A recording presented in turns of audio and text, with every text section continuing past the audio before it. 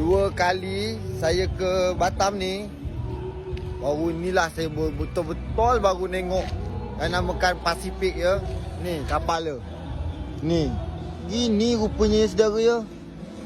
Weh, besar Jadi kita tengok ke depan dia. Tapi kan masuk ni nak banyak duit.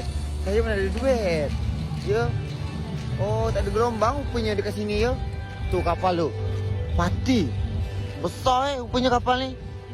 Tu. Besar ya. Pasifik je, Pasifik. Tu. Mak besar Gila Matilah macam ni.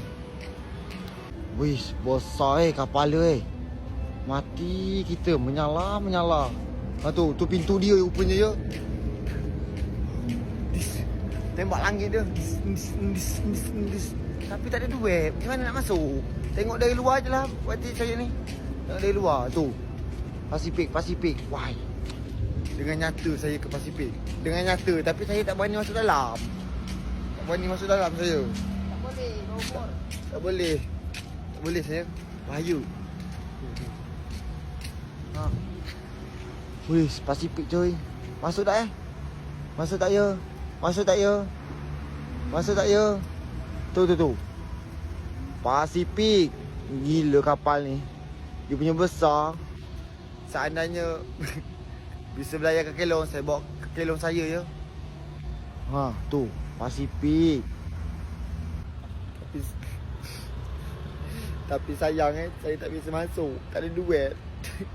Tengok dari luar je lah saya. Pasifik. Bang Andi tak kasi masuk lah. Bang Andi tak kasi masuk. Apalagi Kak Raja tak kasi masuk. Dah banyak duit kata dia.